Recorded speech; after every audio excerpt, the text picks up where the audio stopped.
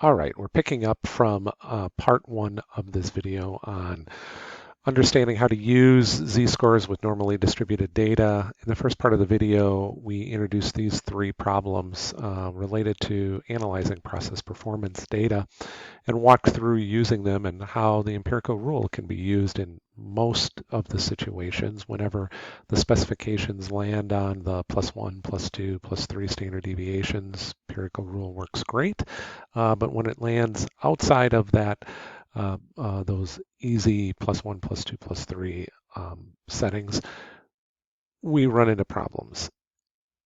We also, with these problems in question C, we're taking a look at problems that are not related to a spec limit that falls outside of a +1, +2, +3 line, but also we're taking a look at multiple groups of data. And so let's zoom in on question C. All right, in question C, what have we got? We've got process performance data that's normally distributed. That's great. I think I might be able to use the empirical rule then. We've got a one-sided upper spec at 110. Oh, that's cool. That's just like part A again. But now, instead of moving the spec around, we've got three different process groups of data that we're taking a look at. We've got a Chicago, a Madison, and a Milwaukee group. And it looks like they've each got different mean and standard deviation values. They've got different central tendency and variation values. So let's draw what each of the three groups looks like and then see if we can solve this particular problem.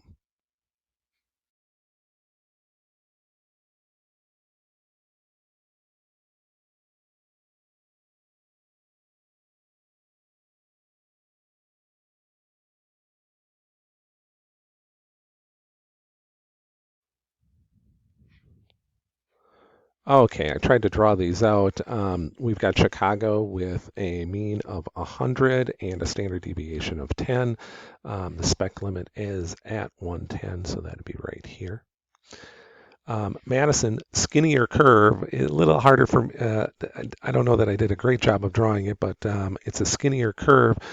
Standard deviation is only 5.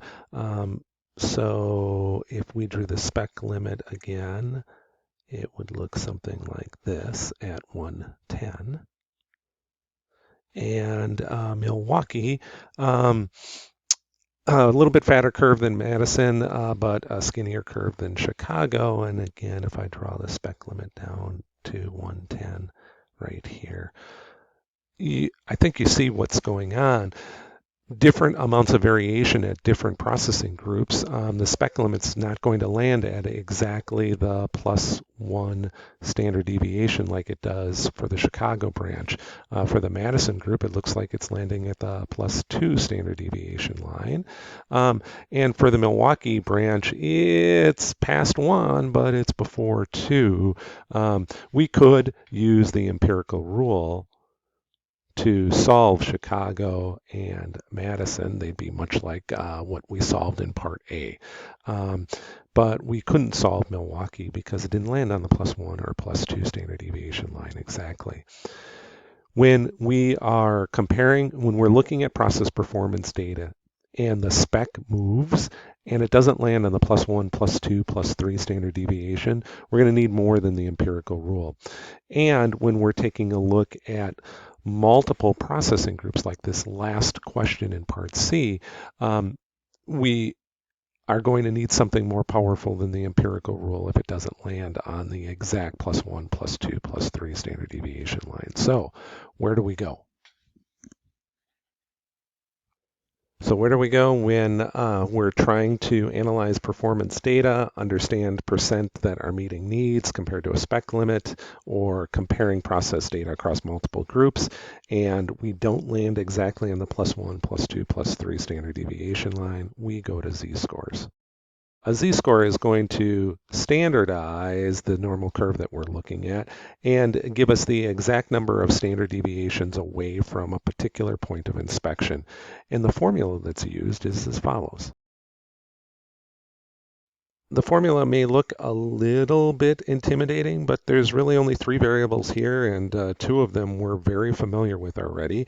Whenever we're looking at process performance data, we're already very familiar with mu. That's just going to be our central tendency for the process performance data that we're looking at. Sigma, well, that's just going to be the amount of variation that our process performance data has. And in both cases, it can be calculated using Excel, or you can eyeball it using your drawings like we've done in these examples before. The only new value is X. And X is your point of inspection, or in most cases for process improvement work, it's your spec limit. So if you take your spec limit, and I'm going now back to question A. If you remember in part A, I'll zoom in for a second so that we can see it. In part A, we were looking at a spec limit of 126. We couldn't solve it when it wasn't on exactly the +1, +2, or +3 standard deviations. We had average equal to 100, standard deviation equal to 10. Let's solve using z-scores.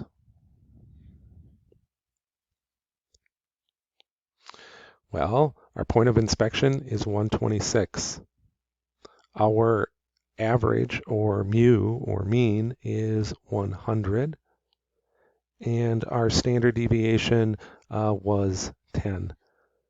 So the z-score for part A would be 2.6, which made sense because if we look at that problem and zoom in,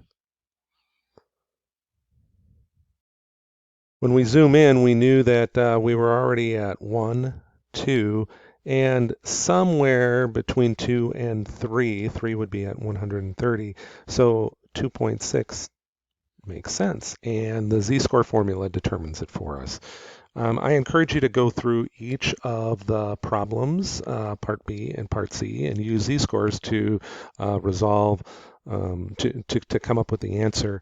I'll do those answers and post them next.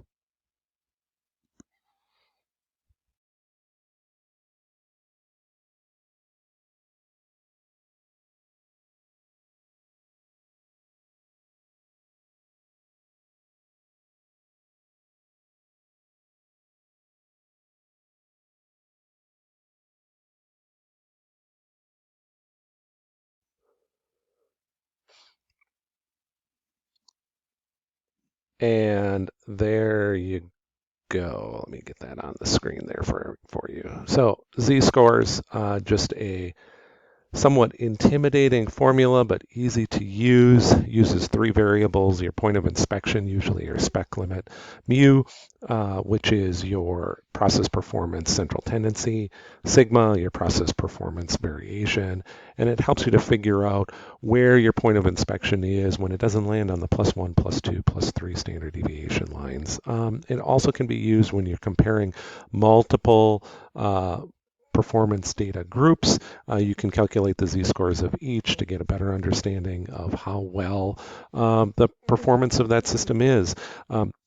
In our next video, what we'll do is we'll take a look at converting these z-scores into percent in, percent out, because while it's nice to say I've got a z-score performance of 1.25, or I've got a z-score performance of 1, 2, or 2.6, most people won't know what you're talking about. You're going to want to convert that to a percent in, a percent out, percent happy, percent sad, percent success, percent defect.